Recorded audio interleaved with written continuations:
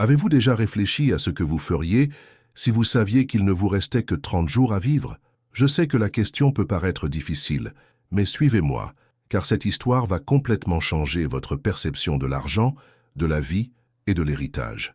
Voici l'histoire vraie de Marcus Thornfield, l'un des hommes les plus riches de la planète, qui a découvert à 62 ans qu'une tumeur cérébrale agressive ne lui laissait qu'un mois à vivre.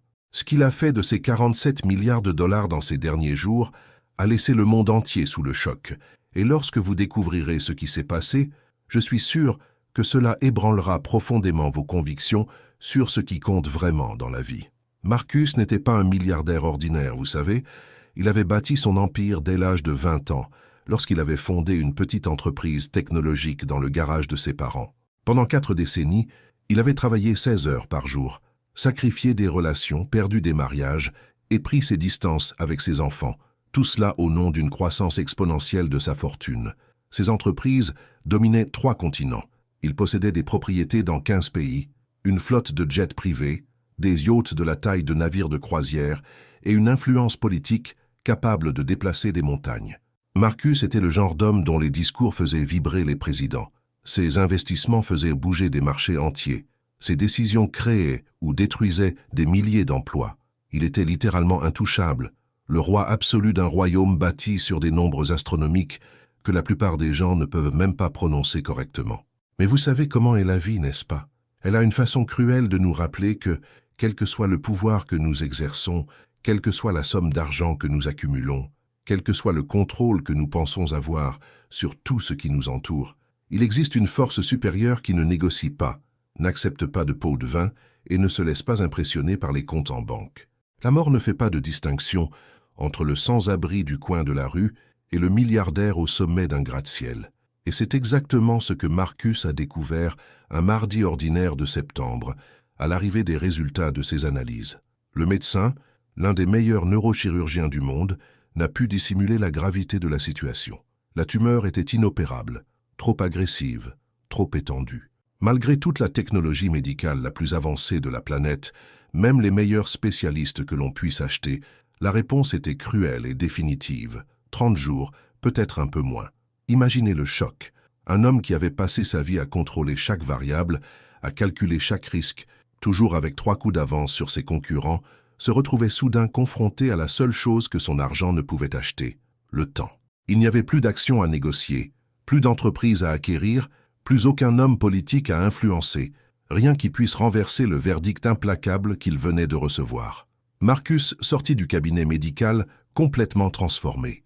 Pour la première fois depuis des décennies, il n'avait plus de plan, plus de stratégie, plus de solution. Il n'avait qu'une certitude terrifiante. Dans moins d'un mois, tout ce pour quoi il s'était battu, tout ce pour quoi il avait tant sacrifié, n'aurait plus d'importance. Les premiers jours furent emplis d'un déni total, comme vous pouvez l'imaginer. Marcus engagea 5 autres spécialistes, se rendit dans des cliniques en Suisse, en Allemagne et au Japon, cherchant désespérément un deuxième avis qui lui redonnerait espoir. Il offrit 100 millions de dollars à tout médecin qui lui garantirait 6 mois de vie supplémentaires. 200 millions de dollars pour 1 an. Un demi-milliard pour 2 ans. Mais la réalité est implacable, et tous les diagnostics étaient identiques. La tumeur était située dans une région si fragile du cerveau que toute tentative d'intervention chirurgicale serait fatale sur le coup. La chimiothérapie et la radiothérapie pourraient même ralentir légèrement sa croissance, mais au prix d'une qualité de vie si dégradée que ces derniers jours seraient une véritable agonie. Marcus avait un choix brutal, mourir dignement dans 30 jours ou mourir dans une souffrance extrême dans peut-être 40 jours. C'est à cet instant qu'un événement extraordinaire se produisit dans l'esprit de cet homme.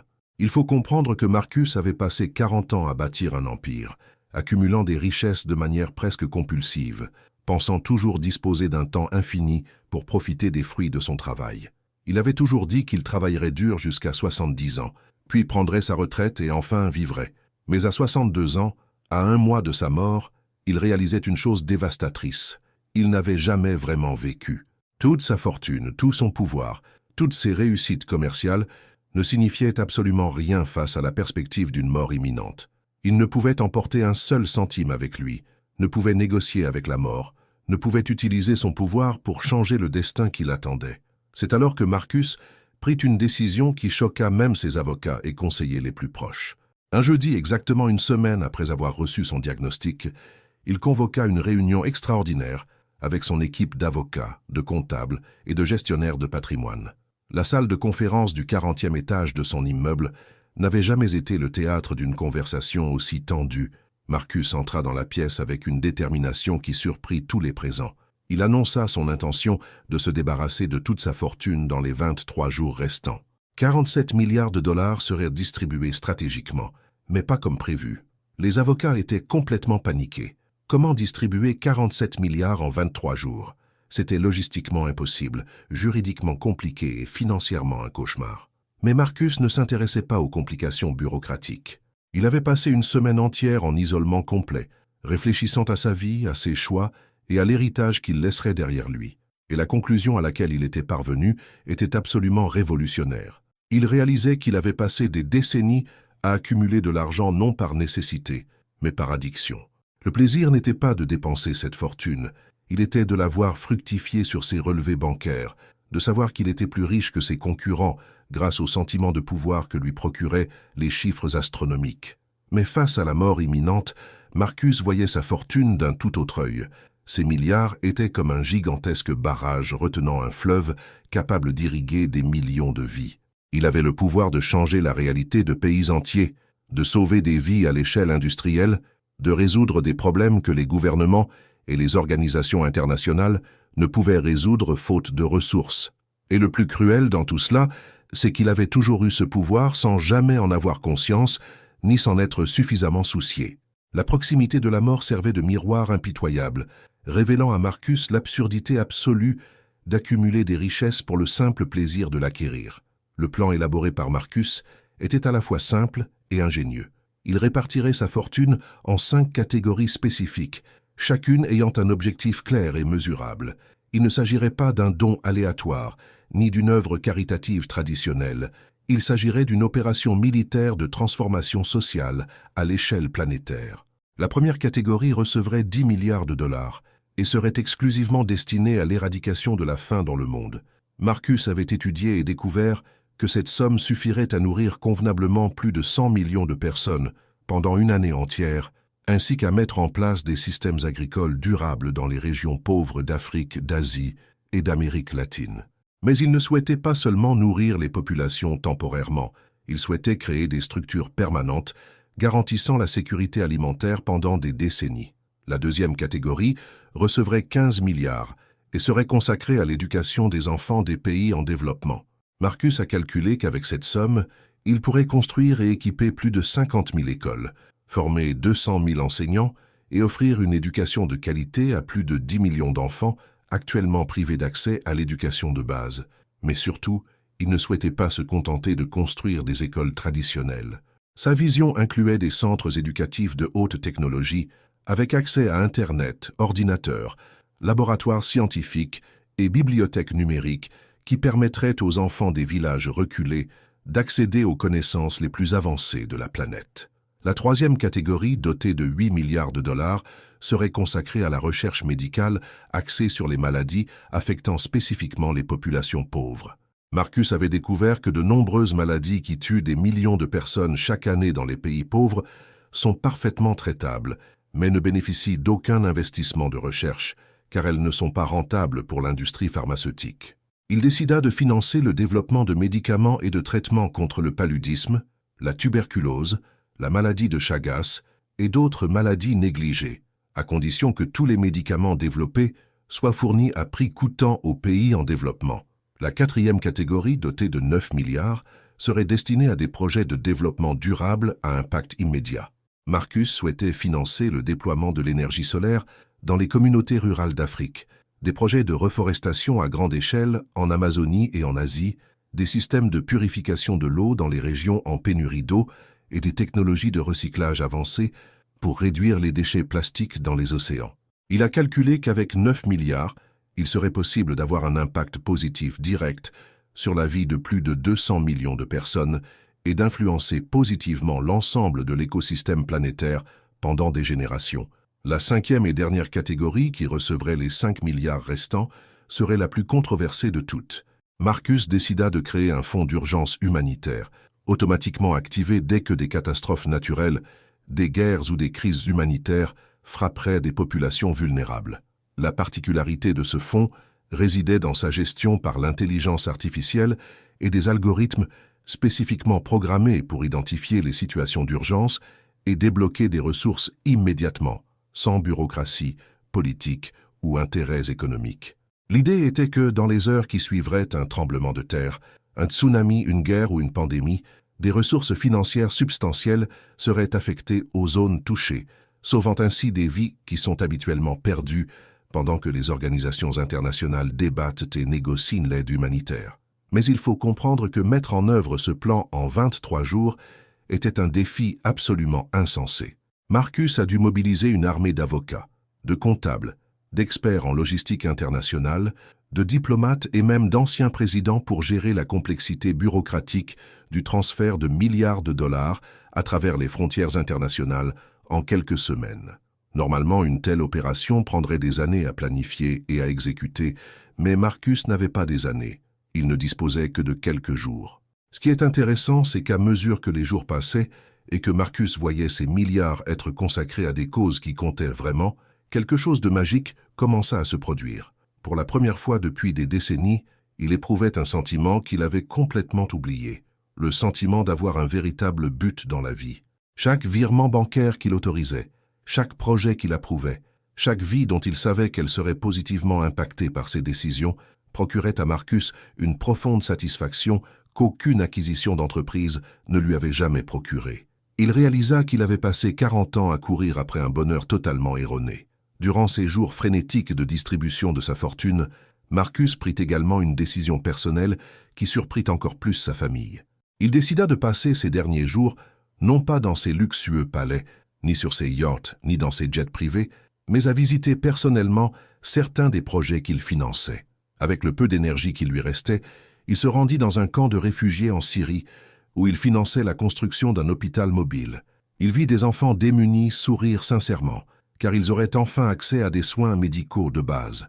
Il visita une école en construction au Kenya, financée par son argent, et s'entretint avec des enfants qui parcouraient des kilomètres à pied chaque jour pour apprendre à lire et à écrire. Ces expériences ont transformé Marcus d'une manière qu'il n'aurait jamais pu imaginer. Il a réalisé que pendant 40 ans, il avait mesuré sa réussite à l'aune de son compte en banque, de la taille de ses entreprises et de ses biens immobiliers. Mais aujourd'hui, constatant l'impact direct de son argent sur la vie des gens, il a compris que le véritable succès se mesure au nombre de vies que nous avons pu transformer positivement. Un enfant syrien qui ne mourrait pas du cancer grâce à l'accès à une chimiothérapie gratuite. Une famille kenyane qui échapperait à l'extrême pauvreté grâce à une éducation de qualité pour ses enfants. Un agriculteur brésilien qui pourrait nourrir sa communauté grâce à l'accès à des technologies agricoles de pointe. Durant ces 10 derniers jours, Marcus était physiquement affaibli, mais mentalement plus lucide et apaisé qu'il ne l'avait été depuis des décennies. Il avait réussi à distribuer 39 milliards sur ses 47 milliards. Il décida de léguer les 8 milliards restants à une fondation gérée par ses enfants, à une condition bien précise. Il ne pourrait utiliser cet argent que pour développer les projets qu'il avait lancés. S'il voulait hériter de la fortune, il devrait se consacrer à perpétuer l'héritage de transformation sociale qu'il laissait derrière lui.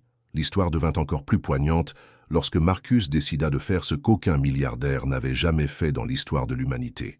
Il enregistra une série de vidéos expliquant en détail ses motivations, ses regrets et ses espoirs pour l'avenir de l'humanité.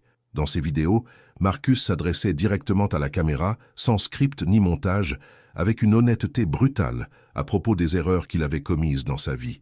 Il reconnaissait avoir été un père absent, un mari épouvantable et un ami inexistant.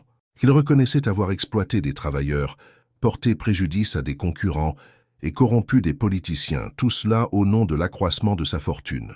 Mais il expliquait aussi comment sa proximité avec la mort lui avait donné une clarté morale qu'il n'avait jamais connue auparavant. Ce qui a le plus impressionné les spectateurs de ces vidéos, c'est la transformation radicale de la personnalité de Marcus. L'homme arrogant, froid et calculateur qui dominait les conseils d'administration était devenu quelqu'un de véritablement humble, empathique et soucieux du bien-être collectif. Il parlait d'argent de manière totalement révolutionnaire, expliquant que l'extrême richesse n'est pas un accomplissement personnel, mais une responsabilité sociale. Selon Marcus, accumuler des milliards alors que des millions de personnes souffrent de la faim n'est pas une réussite. C'est un échec moral collectif de l'humanité. Il affirmait que les super riches du monde entier devraient considérer leur richesse comme une ressource temporaire que la vie leur a confiée pour le bien de l'espèce humaine dans son ensemble. Mais le plus choquant de toute cette histoire se produisit durant les 3 derniers jours de la vie de Marcus. Alors qu'il était déjà en phase terminale, relié à des machines surveillant ses signes vitaux, il prit une décision finale qui laissa le monde entier sous le choc. Marcus avait économisé les 8 derniers milliards de sa fortune pour un projet secret dont personne dans son équipe ne connaissait l'objet.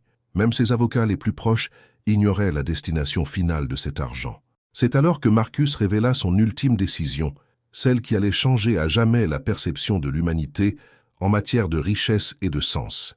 Il avait utilisé ces 8 milliards pour créer ce qu'il appelait le protocole Marcus, un système automatisé basé sur l'intelligence artificielle qui surveillerait en permanence la fortune des 1000 personnes les plus riches de la planète.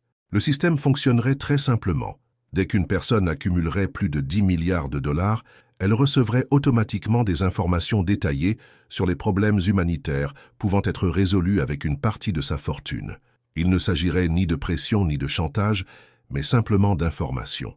Le système enverrait des rapports mensuels indiquant combien d'enfants pourraient être nourris, combien d'écoles pourraient être construites, combien de maladies pourraient être guéries avec différents pourcentages de sa fortune. Mais le plus brillant du protocole Marcus était qu'il fonctionnerait également comme un réseau social exclusif pour milliardaires, où ils pourraient partager leurs expériences en matière de projets philanthropiques, rivaliser pour déterminer qui aurait le plus d'impact social positif et entrer en contact avec d'autres super riches sincèrement désireux d'utiliser leur fortune pour améliorer le monde. L'idée était de créer une culture totalement nouvelle au sein de l'élite économique mondiale, où accumuler sans fin de l'argent serait considéré comme archaïque et pathétique, tandis que l'utilisation de la richesse pour transformer des vies serait célébrée comme le véritable symbole de statut et d'intelligence. Marcus avait calculé que si seulement 100 des 1000 personnes les plus riches du monde consacraient 10% de leur fortune à des projets sociaux coordonnés par le protocole Marcus, il serait possible d'éradiquer complètement l'extrême pauvreté de la planète en moins d'une décennie. Les gouvernements n'auraient pas besoin de modifier leur politique, les organisations internationales n'auraient pas besoin de gagner en efficacité, et il n'y aurait pas besoin d'attendre des avancées technologiques révolutionnaires. En réorientant simplement une fraction des richesses existantes dans le monde, l'humanité pourrait résoudre la plupart de ses problèmes les plus urgents en quelques années. Durant ces 2 derniers jours, Marcus était visiblement en paix. Sa famille, éloignée de lui depuis des décennies par son obsession pour le travail et l'argent, se rassemblait désormais autour de son lit, renouant enfin avec l'homme qui s'était si longtemps caché derrière le milliardaire. Ses enfants, qu'il avait toujours perçus comme une figure distante et intimidante, lui parlèrent désormais de sens, de valeur et de ce qui compte vraiment dans la vie. Marcus était enfin devenu le père qu'il aurait toujours pu être, mais qu'il n'avait jamais eu le temps ni l'envie d'être. Les médias internationaux ont suivi chaque rebondissement de l'histoire avec une fascination absolue. Des journalistes de tous les continents ont tenté de comprendre et d'expliquer la transformation radicale qui s'était produite dans l'esprit de cet homme. Des experts en psychologie se sont demandé si la proximité de la mort pouvait réellement provoquer des changements aussi profonds dans la personnalité humaine. Des économistes ont calculé l'impact que les décisions de Marc Aurèle auraient sur l'économie mondiale. Des philosophes ont débattu des implications éthiques de ces réflexions sur la richesse et la responsabilité sociale. Des érudits religieux de différentes traditions ont vu dans l'histoire de Marc Aurèle une confirmation des enseignements anciens sur la futilité de l'accumulation de trésors terrestres. Mais l'aspect le plus fascinant de toute cette affaire fut peut-être la réaction des autres milliardaires du monde aux actions et réflexions de Marcus. Certains étaient visiblement mal à l'aise à l'idée que leur fortune représentait une responsabilité morale qu'ils négligeaient. D'autres, inspirés, commencèrent à réévaluer leurs propres priorités et leur héritage. Certains milliardaires critiquèrent publiquement Marcus, affirmant qu'il cherchait à imposer sa culpabilité personnelle à d'autres entrepreneurs prospères. Mais certains annoncèrent aussi immédiatement qu'ils alloueraient une part importante de leur fortune à des projets sociaux, admettant que l'histoire de Marcus leur avait ouvert les yeux sur des possibilités qu'ils n'avaient jamais sérieusement envisagées. Plus impressionnante encore, même après sa mort, Marcus a continué d'avoir un impact sur le monde d'une manière inimaginable. Le protocole Marcus a commencé à fonctionner exactement comme prévu, envoyant des rapports mensuels aux plus grandes fortunes du monde, mais sans pression ni jugement, les informant simplement des opportunités d'impact social. Et les résultats ont été absolument stupéfiants. Moins de 6 mois après la mort de Marcus, des dizaines de milliardaires ont commencé à allouer une part substantielle de leur fortune à des projets philanthropiques coordonnés par le système qu'il avait créé. C'était comme si la mort de Marcus avait semé une graine de conscience sociale dans l'esprit de l'élite économique mondiale. L'histoire de Marcus Thornfield a marqué un tournant dans la façon dont l'humanité perçoit la richesse, la réussite et le sens de la vie. Des universités du monde entier ont créé des disciplines entières dédiées à l'étude des implications éthiques et pratiques de ces réflexions. Les entreprises ont commencé à intégrer des indicateurs d'impact social dans leurs rapports financiers, reconnaissant que le profit sans objectif social est une façon obsolète et non durable de faire des affaires.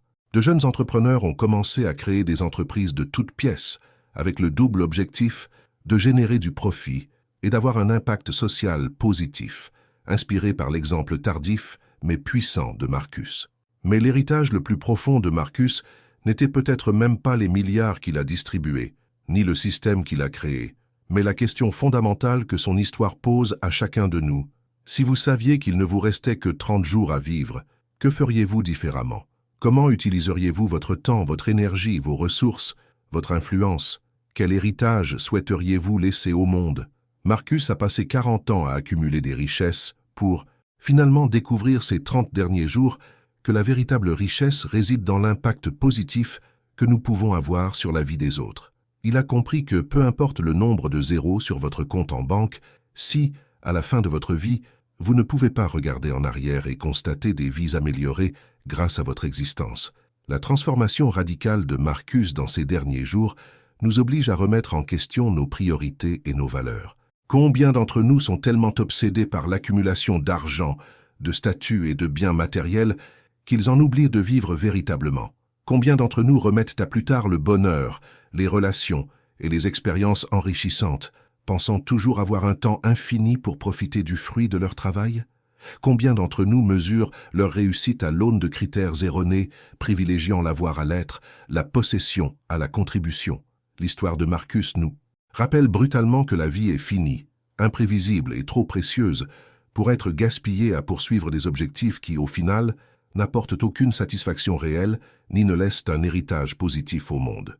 Ce qui me frappe le plus dans l'histoire de Marcus, c'est la façon dont la proximité de la mort a servi de filtre parfait, séparant ce qui compte vraiment de ce qui est totalement superflu. Quand on sait qu'on n'a que 30 jours, on ne perd pas de temps avec la politique d'entreprise, on ne se soucie pas de la concurrence, on se fiche du statut social, on se fiche de l'opinion des étrangers, on se concentre exclusivement sur ce qu'on peut faire pour laisser le monde un peu meilleur. Marcus a découvert dans ces derniers jours une vérité que la plupart des gens mettent toute une vie à apprendre. Le véritable bonheur ne vient pas du fait d'avoir plus, mais de donner plus, de contribuer davantage, de se soucier davantage du bien-être collectif. Maintenant que vous connaissez cette histoire incroyable, je vous invite à prendre le temps de réfléchir à votre propre vie. Nul besoin d'être milliardaire pour appliquer les leçons apprises par Marcus. Nous avons tous des ressources, des talents, du temps et de l'énergie que nous pouvons consacrer à des causes qui comptent vraiment. Nous avons tous la possibilité de mesurer notre succès non seulement à ce que nous accumulons, mais aussi à l'impact positif que nous avons sur la vie des autres. Nous pouvons tous choisir de vivre avec un véritable but au lieu de simplement exister, en accumulant des choses que nous n'emporterons finalement pas avec nous. Laissez-moi vous poser une question qui pourrait changer votre perspective. Si vous mouriez aujourd'hui, quel serait votre véritable héritage? Quel impact votre existence aurait-elle eu sur le monde? Combien de vies ont été positivement influencées par vos choix, vos actions, votre mode de vie? Il a fallu 62 ans à Marcus pour se poser ces questions, mais vous avez l'occasion de les poser maintenant, tant qu'il est encore temps d'y apporter des réponses. Son histoire nous enseigne qu'il n'est jamais trop tard pour changer de cap, redéfinir ses priorités, commencer à vivre avec un véritable but, mais elle nous rappelle aussi que le temps est compté et que chaque jour passé à poursuivre des objectifs vides de sens est un jour irréparable. Si cette histoire vous a touché autant que moi lorsque je l'ai découverte, n'hésitez pas à partager vos impressions dans les commentaires. Écrivez le mot « buter » si vous ressentez le besoin de réévaluer vos priorités. Partagez ce contenu avec les personnes qui, selon vous, ont besoin d'entendre ce message transformateur.